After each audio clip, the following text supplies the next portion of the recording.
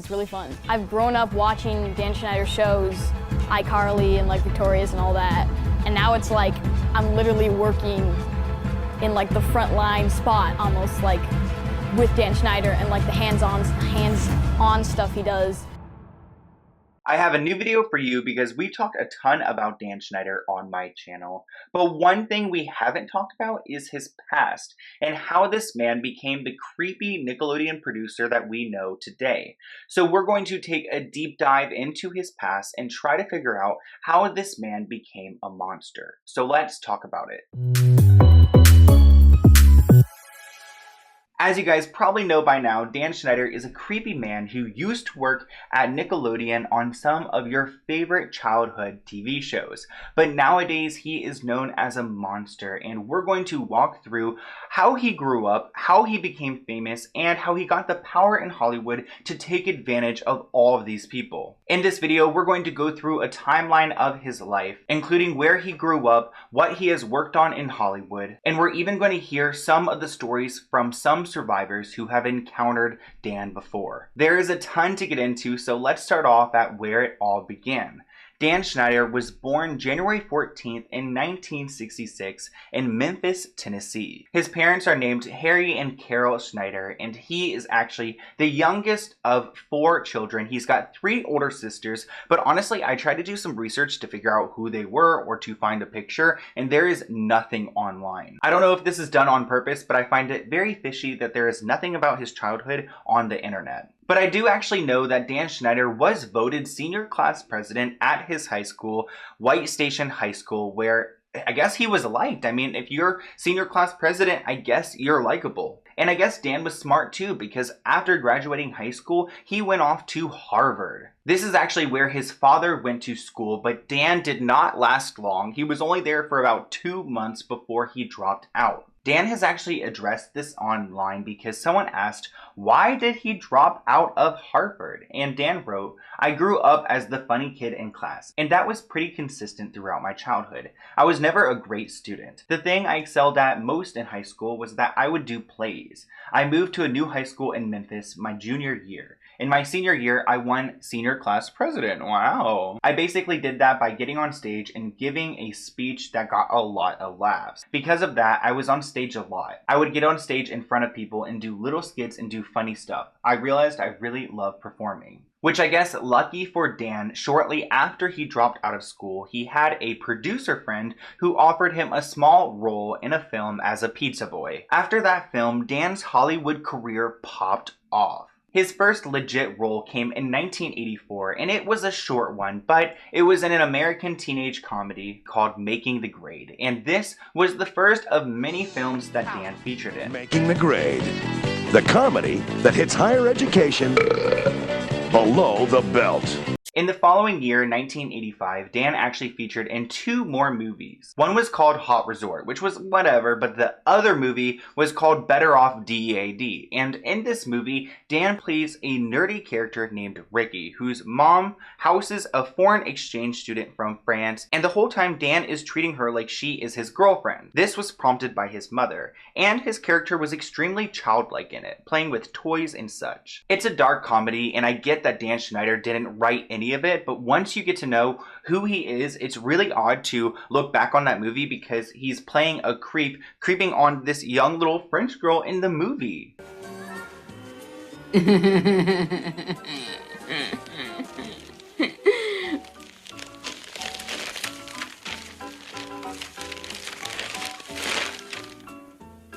But that's one of Dan's most popular roles, and he claims that he stopped on the street for that role more than anything else. Honestly, if I saw him in the street, I would be stopping him for some other reason, but we'll save it for another day. Then in 1986, Dan starred in a show called Head of the Class, where he played Dennis Blunden. This was an extremely successful show, and it ran for 5 seasons.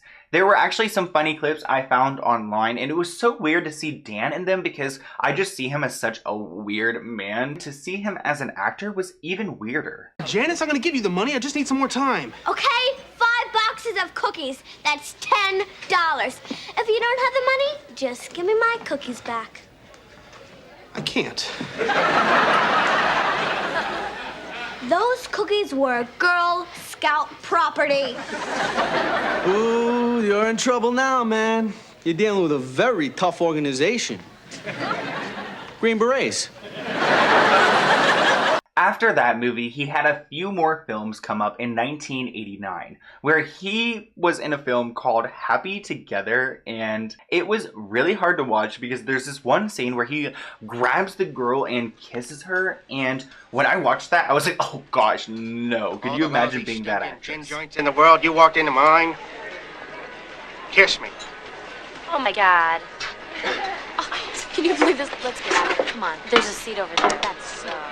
I really wish the internet was around back then and there was like Reddit or something, because I'm sure so many actors and actresses would have stories to tell about Dan. But moving on, in 1993, Dan Schneider then starred in a series called Home Free and then in the TV Mommies. The following year, in 1994, he actually played Sean Eckert in the film about Tonya and Nancy and that whole scandal that went down with the skating. I can't believe that story is still a thing, but he was involved in the movie. This same year, Dan started making the switch from being the actor to being the writer and the producer on the back end of things. He started writing that same year, 1994, on the show All That, which was a huge success for Nickelodeon. Around the same time, he met his wife Lisa, which if you have not seen my video about Lisa Lillian, aka Hungry Girl, definitely go watch it right now, but we'll talk about her in a minute. Then 1999 comes around and the Amanda Show is poppin'. This is like Dan's baby. The Amanda Show is his own, he's fully producing it, and Amanda is working alongside him.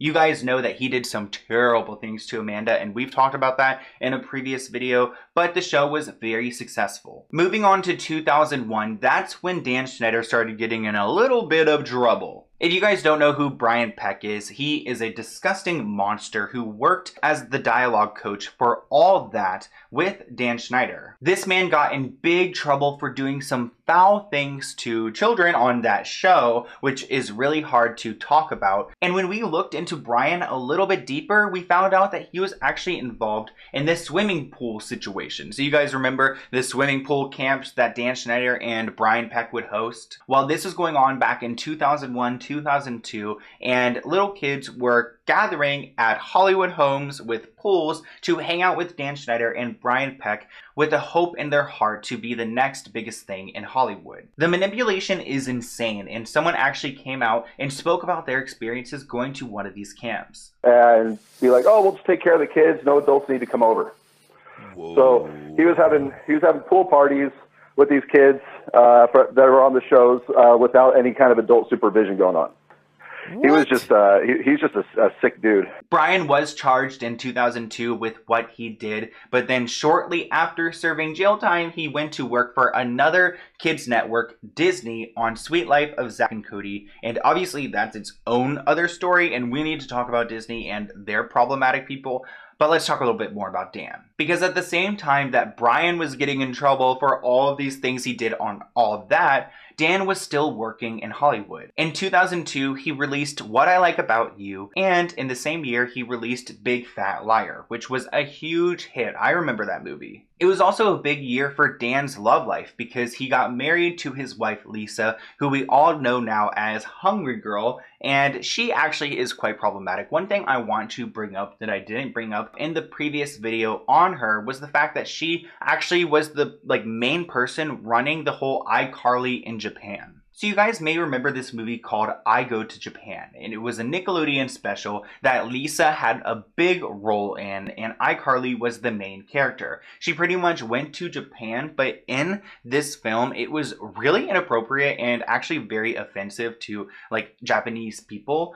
I can't use the R word, but I would to describe it because what she did with this film was gross and it would not go down nowadays. So that's a quick overview of his wife, and I also don't understand how she could be with Dan Schneider, but it makes me think that she's just as bad as he is. The following year, 2003, is when Dan Schneider created his own company, Schneiders Bakery. It was actually named after his father's business back in Tennessee, but there is a bakery in Ohio with the same name. So not to get confused, the Schneiders Bakery in Ohio is not owned or related to Dan Schneider at all. So you can go and eat there in peace. But Dan Schneider's production company is huge. With nearly 600 episodes produced to date, Dan Schneider and his production team at Schneiders Bakery are the breadwinners behind some of Nickelodeon's favorite TV programs. Since 2003, Dan Schneider and his corrupt crew of the industry's best musicians, writers, producers, etc. have been creating kid TV shows for you guys to enjoy and grow up on. I almost forgot to mention that in 2004,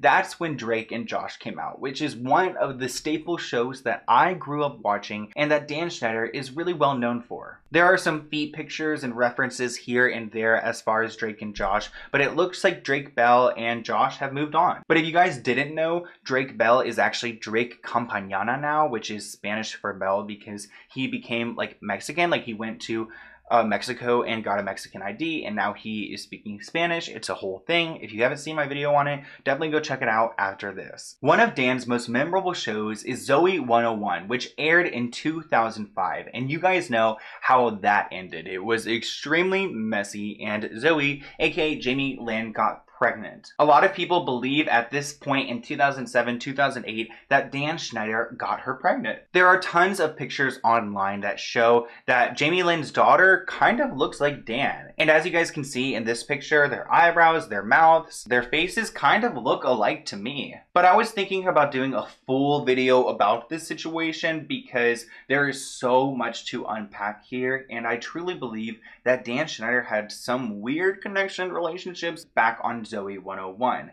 That whole set was extremely toxic. I mean, we heard from Alexa Nichols herself that it was horrible, and I would have hated to be a child actor in that situation. Moving on to 2007, Dan Schneider created iCarly, which was a major hit for Nickelodeon. This show has some of the worst foot references, and I know that the grown adults on set at iCarly knew that this had to be inappropriate. I mean, you guys know how Jeanette McCurdy feels about Dan Schneider, and I definitely believe that he did some awful things to everyone on set. Jeanette McCurdy actually recently made a TikTok where she was referring to some of the news, I believe, around Dan Schneider, because a lot of people are talking about Dan Schneider again, things are resurfacing, and she is feeling a little bit triggered by it all.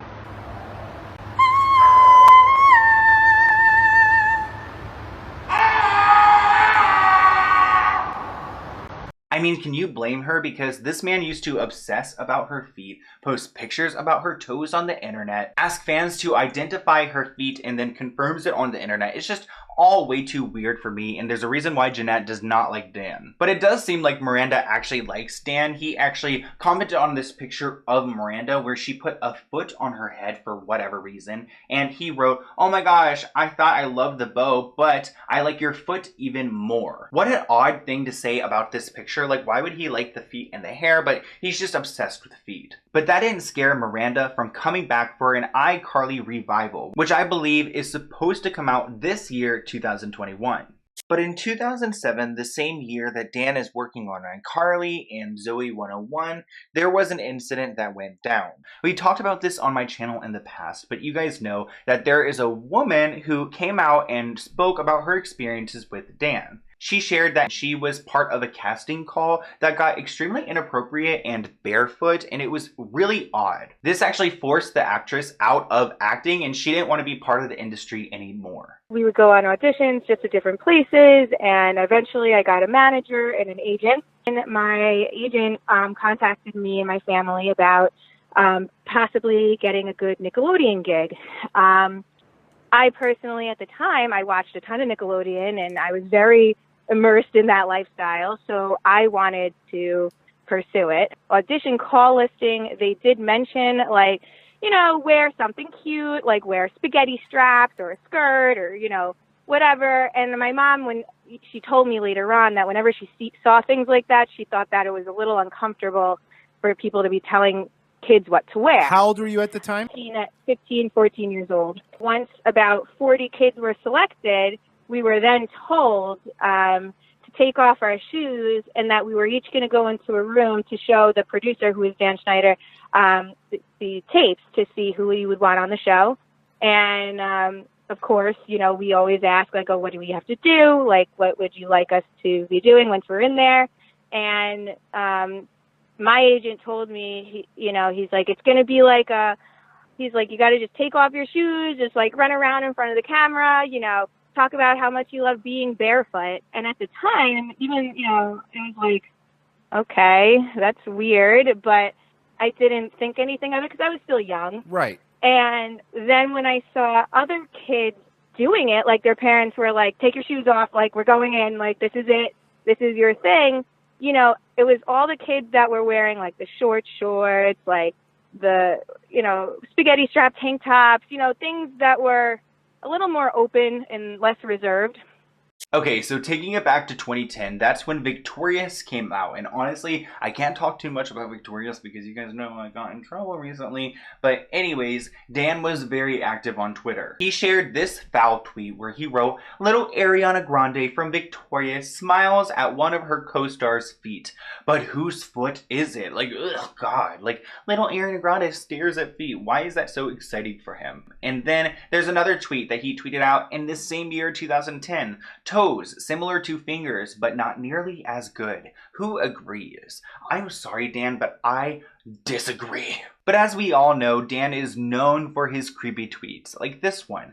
Fact, a typical person blindfolded can guess another person's gender simply by smelling their breath. This person quote retweeted it and wrote, "Why is Dan Schneider breathing on blindfolded people?"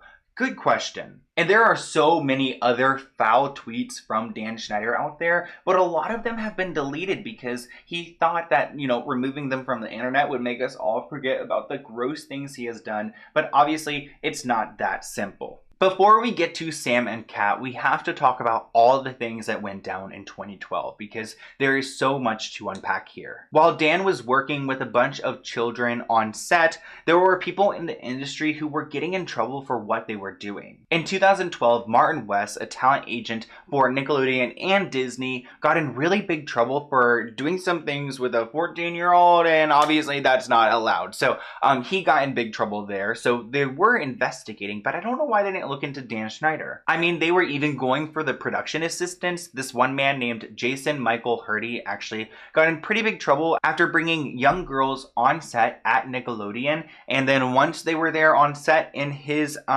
possession, he did whatever he wanted to with them. So these gross men were getting in trouble in 2012, but I guess Dan Schneider was just overlooked because he is so powerful. Something that I want to mention, and it actually bothers me, is that in my videos about Dan Schneider, we have focused on a lot of the big stars, a lot of the big celebrities and what they've gone through. But a lot of the times, the big celebrities aren't the ones who were actually really hurt by this man. It's the ones you don't know their names. It's the smaller stars who had these small interactions with him that changed their lives. There is one person who reached out to me with her story about Dan, and I actually pre-recorded this part, so I'm going to go ahead and play it for you guys, and I want you to hear how manipulative Dan was in this situation. And even though it's not the craziest story, it's pretty crazy, and it reminds me that this little girl could be one in hundreds of thousands that he has gotten to. So at this time, she was only 9 years old, walking through Hollywood, and her mother was pointing out things to her as she approaches the Hollywood Walk of Fame. And then there's this man walking closely behind them. We weren't really bothered by it because it's Hollywood and there's a lot of people there, so we continue walking, and he eventually says something to me along the lines of, "Hey, I like those shoes. I wish they made them in my size." They were bright yellow Reebok shoes, and I just turned around and said, "Thank you, my mother bought them for me." He then says hello to my mother, and she says hello back. Nothing was said after that, and me and my mother walked into a nearby 7-Eleven, and he follows behind us. He definitely seemed distant when he spoke, but open, if that makes sense. He taps my mother's shoulder while I'm at the Slurpee station making a drink. They begin talking, and he pulls his wallet out and shows something to my mother. I say assume because I was away from my mother, and she refuses to talk to me about it, so I only know what I seen at that moment. But I hear her voice raise in excitement as she talks to him. He hands her a business card, and then the conversation ends. Later on, my mother and I were back in the car. She says tomorrow we're going to Nickelodeon Studios. I asked her why, and she said I might be able to get a role on one of their shows as a supporting character. I get excited because I love Nick, so I was willing. So the next day comes around, and my mother is driving to an address that Dan had given her over a previous phone call. We approached the studio on Sunset, where Dan and one of his other colleagues were standing outside.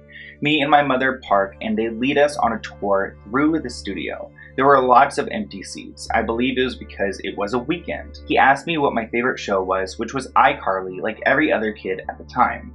This next part is where the first red flag came in about the situation.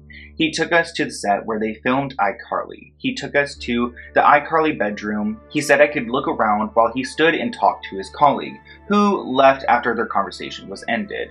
While he was talking to his colleague, my mother was taking pictures of me around the room. When his colleague left, Dan noticed the pictures she was taking and became enraged. He began going on about how he was giving me a life-changing opportunity and that we were taking advantage. He threatened to sue us and ruin my life as a child actor if the photos were not deleted. So my mother deleted them. She felt very visibly uneasy, and then Dan tried to comfort her and apologize for his inappropriate actions. We continued to walk through the studio and he takes us over to a dressing room. Very excited, he grabs a piece of paper and asked me to spell my name. I spelled it and he took the paper and tagged it on the door saying, "One day this could be your room."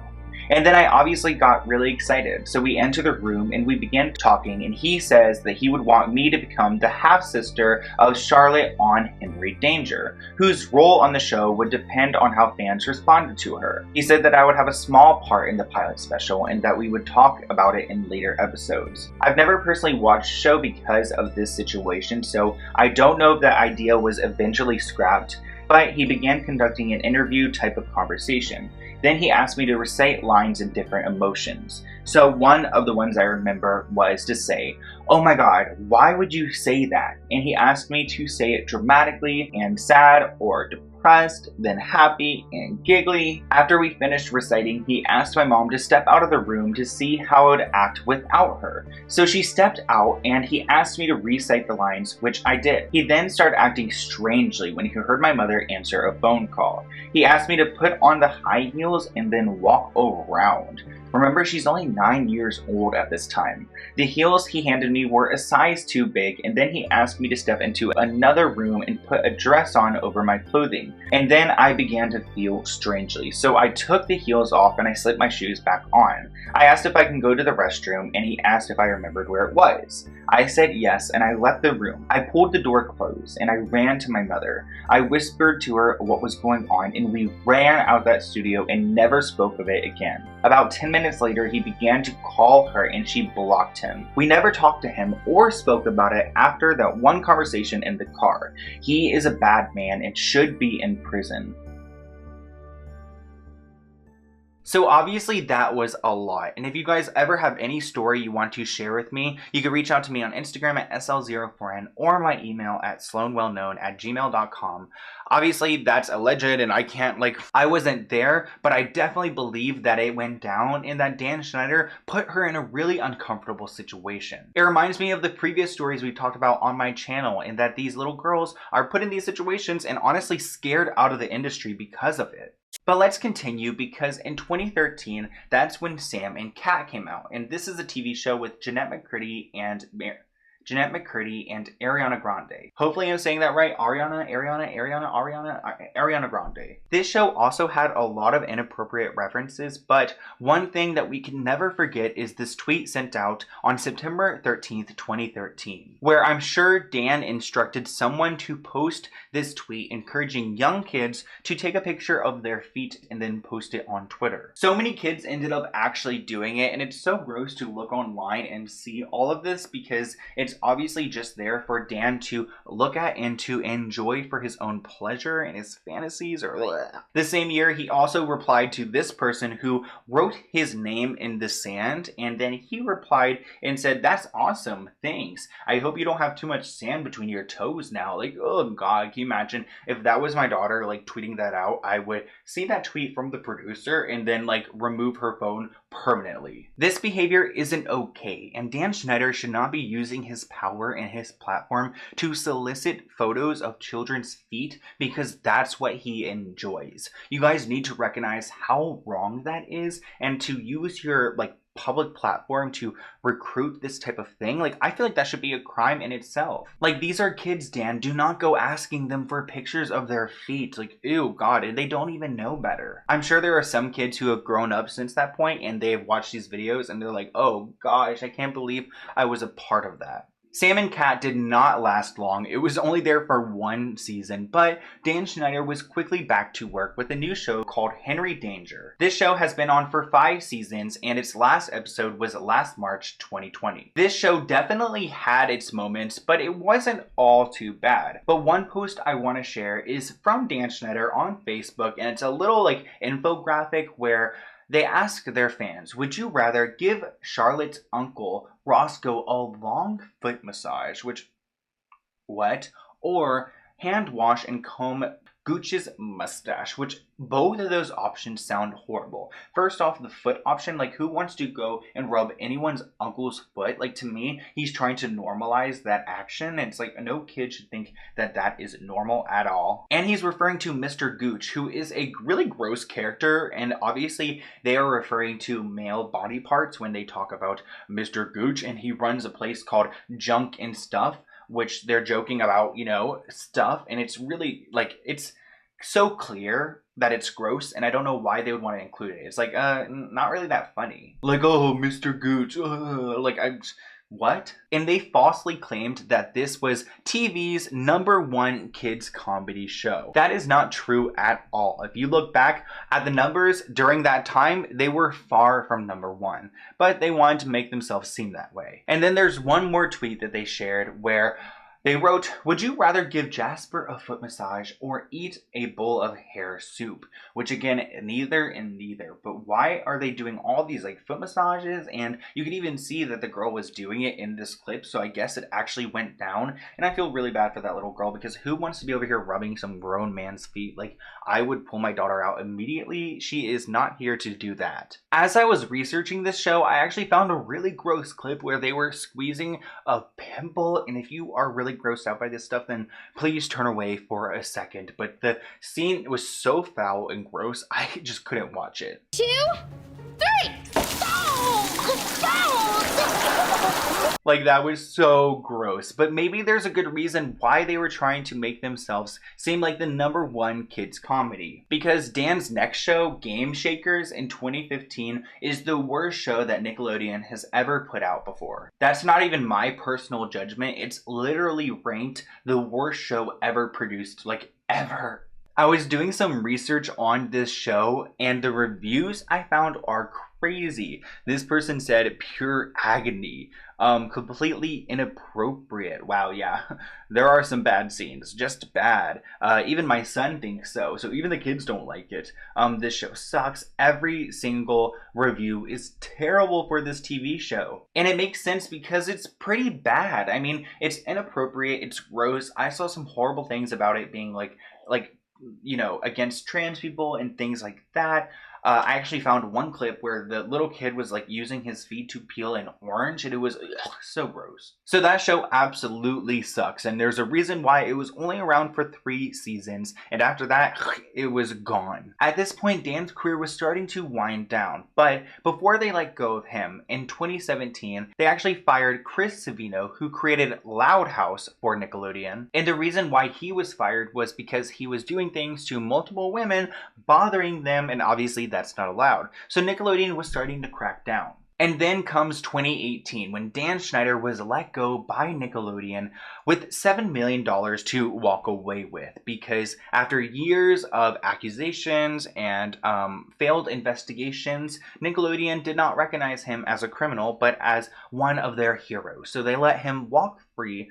But at the same time, John Kay, who I can't even say his last name, was getting in a ton of trouble. The creator of the Ren and Stimpy show was accused of doing bad things by 2 girls who were obviously underage, and this man was in big trouble back in 2018 when the news broke. But at the same time, literally the same time, because it was the same week that this man was getting in trouble, Dan Schneider was being let go. You could see the difference in their treatment, because Dan was once again handed $7 million and John Kay was sentenced to go to jail. So there's definitely a lack of accountability when it comes to this situation, and I really wish that Nickelodeon would recognize their wrongdoing wrongdoing and actually investigate and hold this man accountable for the years of accusations that have come up. You guys may remember the day after Dan was let go by Nickelodeon, Amanda Bynes actually submitted a little gossip piece to Entity Lawyer, and in this piece she writes, "Dan did it." You may not see what I'm referring to, but on the second line it says, "Thank you for your ongoing support. I don't know how any of these men sleep at night." And as you guys can see,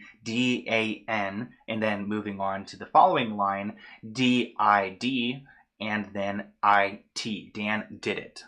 We've talked about that post in a previous video, but I definitely believe that Amanda is referring to some of the horrible things that he was being accused of, and that's why Nickelodeon let him go. Nowadays, Dan has been really low-key and off of the radar. There are no pictures of him in public.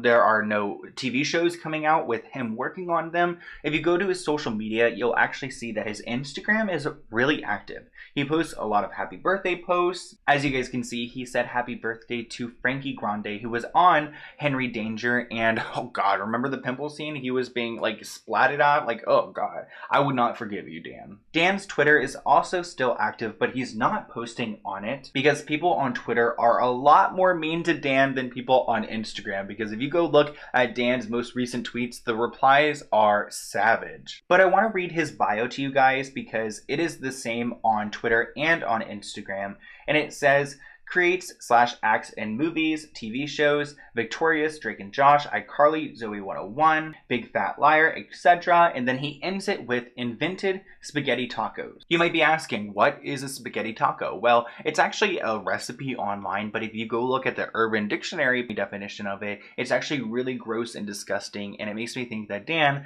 is thinking of the other definition when he writes that. But I want to hear what you guys think in the comments below. Is Dan Schneider the creep you thought he was?